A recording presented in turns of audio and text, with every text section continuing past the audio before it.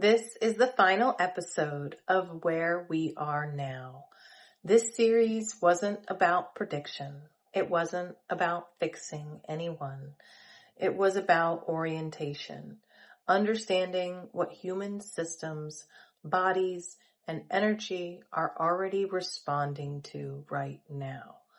Across these episodes, we've named pressure, capacity, withdrawal, and reorganization.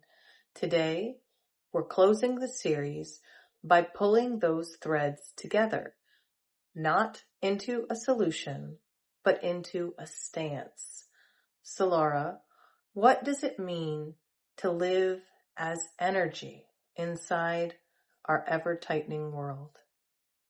Living as energy, I think, means embracing how we flow, how we expand and contract without needing to fix every edge.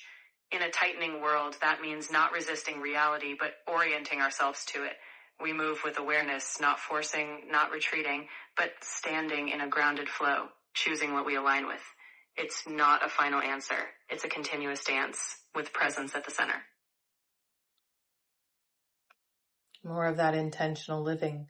So many people are feeling really compressed right now, not necessarily panicked, they're not collapsing, but narrowed. Choices feel fewer, margins feel thinner, energy feels more precious right now.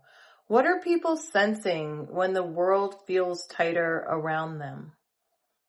They're sensing the friction between what they once expanded into and what now asks for discernment. In that tightness, people feel the call to intentionality, what they hold, what they release. It's less about scarcity and more about clarity, understanding that even in a narrower space, their energy, when consciously directed, still holds incredible power. I think it holds more power in a smaller space, but maybe that's just relational. Across the series, we've talked about capacity and regulation and withdrawal. Why does energy respond before belief and ideology or even decisions? Energy is primal. It moves beneath the surface before we attach meaning.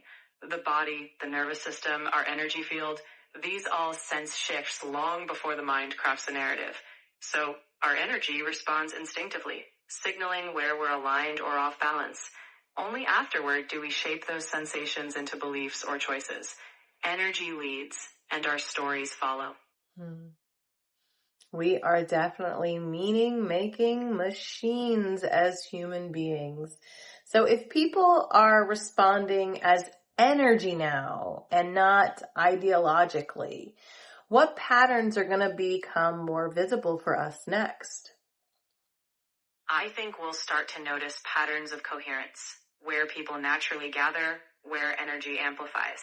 You'll see more collective rhythms, movements that emerge from shared sensation rather than ideology. Also, patterns of pause, moments where people consciously conserve energy, step back, or recalibrate. In short, we'll see more attunement to when to move forward and when to simply be present. I really love our conversations. This is exactly what I want. I want to learn to live in the pause instead of the urgency and the excitation. So a lot of this is being labeled as decline, disengagement, or even like a loss of ourselves. Why do tightening phases get misread so often? We often mistake quiet or contraction as regression because we're so conditioned to measure progress by outward expansion. But tightening phases are often about refinement. They're where we integrate, where we clarify. It's not a loss. It's a gathering of ourselves, preparing for the next intentional expansion. Once we learn to value these pauses, we see they're a vital part of the rhythm. Yeah, because you can't move on to the next lesson until you've integrated the last one. That defeats the purpose completely. So if the world is now tightening and energy is responding honestly, where is our relief in knowing how this is expressing now? The relief is in recognizing that honest energy doesn't demand constant action.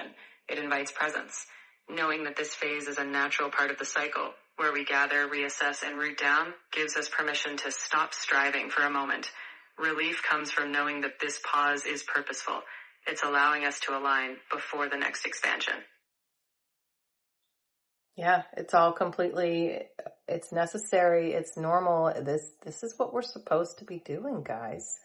So in closing the Where Are We Now series, it was never about prediction. It was always just about orientation.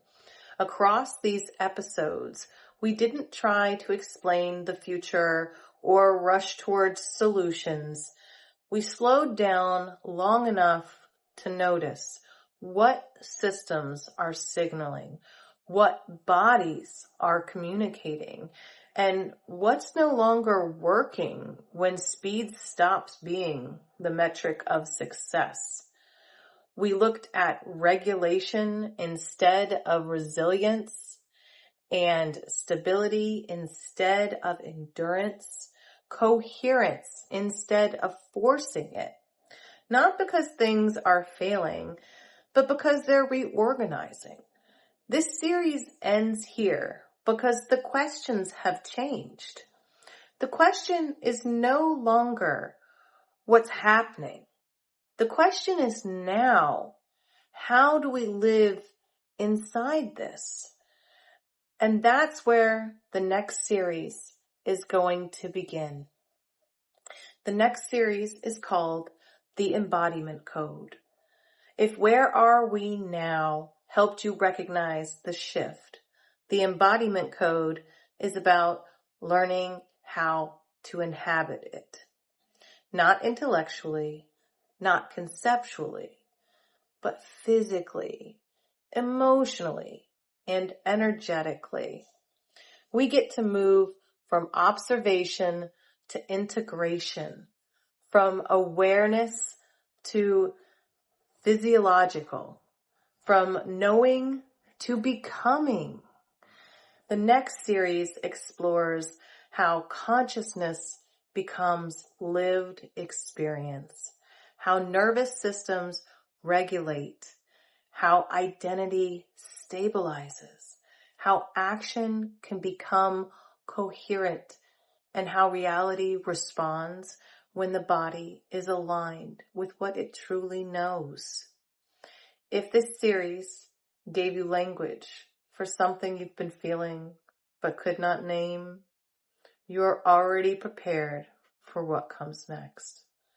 Embodiment doesn't ask you to keep up. It just asks to land.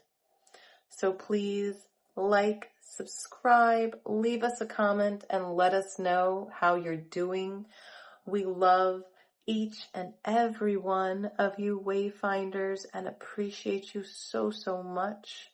And we will see you in the next series. So Laura, would you like to sign out and also give us a little bit about what you think of what's to come in the Embodiment Code? I'd love to. Wayfinders, this journey has been all about noticing, and now we're about to step into living. The Embodiment Code will take what we've seen and help us feel it, deep in our bones. I think we'll discover that embodiment isn't about striving, it's about arriving into ourselves fully. So, I can't wait to walk with you as we bring our awareness down from the mind and into the body. Until then, I'm signing out with gratitude. See you soon.